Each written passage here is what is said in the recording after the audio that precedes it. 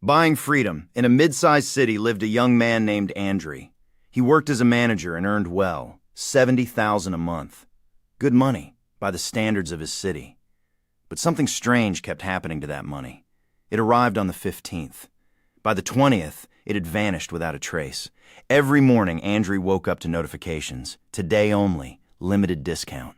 New headphones, trendy sneakers, a smartwatch. He'd look at his old things, barely a year old, working perfectly fine. But the new ones looked sleeker, more prestigious, more him. "I'll just put it on credit," he'd tell himself. Only $2,000 a month. Nothing. And he did it again. And again. A gym membership for $5,000. He went 3 times all year but never canceled. What if I start again? Subscriptions to services he never opened. Food delivery every evening, 1,000 rubles a time. No time to cook. His mother would ask on the phone, "Son, you make good money. Why is there never any left?" Andrey never knew how to answer.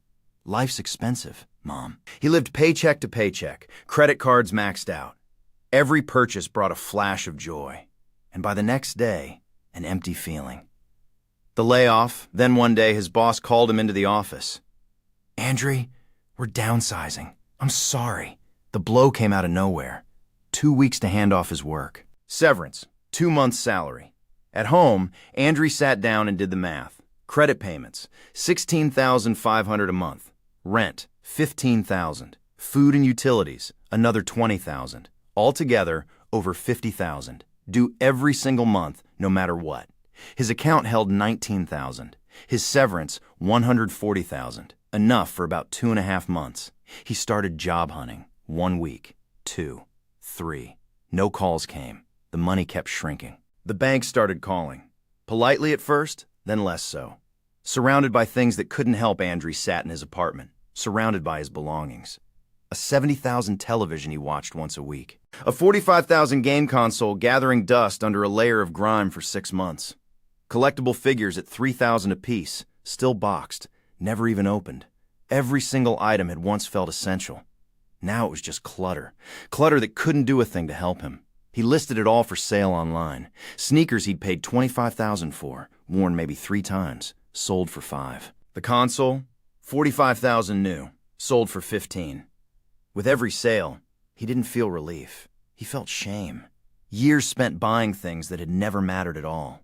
Sasha's visit. His friend Sasha, a freelance programmer, came by to check on him.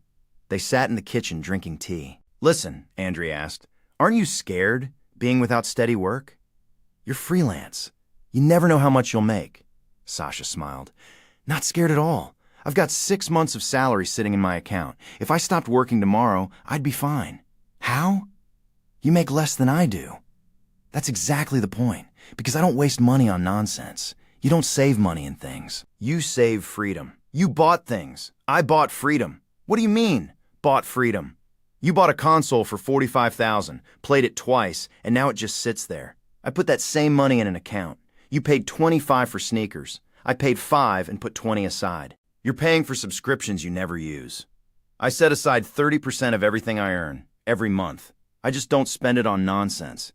But you never let yourself have anything. I let myself have more. Last summer, I spent 2 months traveling through Europe. I just packed up and left, because I could.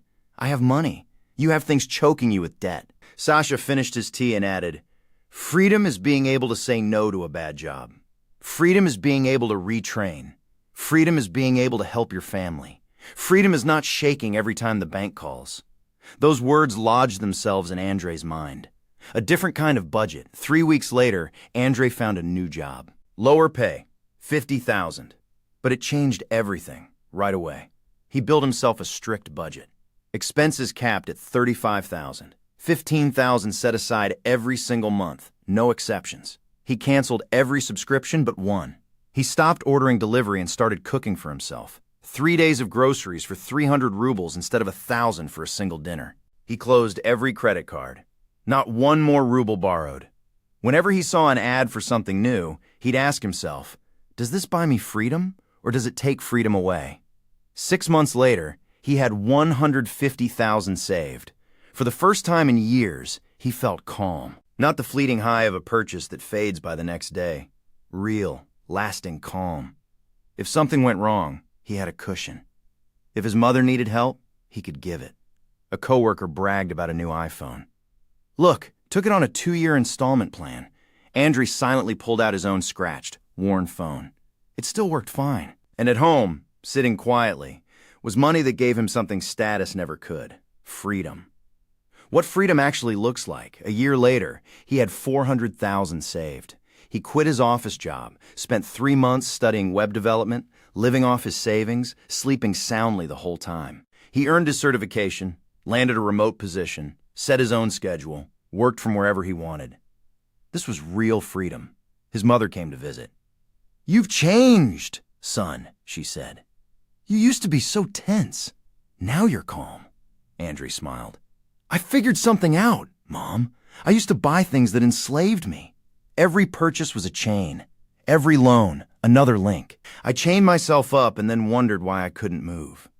And now I buy freedom. Every ruble I set aside is a piece of freedom purchased. The freedom to say no. The freedom to live instead of just surviving. Every unnecessary purchase is a piece of your freedom, sold off. Things rust. Things break. Things go out of style. Freedom doesn't. What this story is really about, look around you. How many things are sitting there, unused? How many debts are hanging around your neck? Every one of them is a chain. And if that money were sitting in an account instead, how many months of freedom could you have bought with it? Don't spend your life on things that don't matter. Spend it buying freedom instead. If this story resonated with you, like it, subscribe, and tell us in the comments, what's one purchase you're ready to give up today? Things come and go. Freedom stays. Take care of yourself and live free.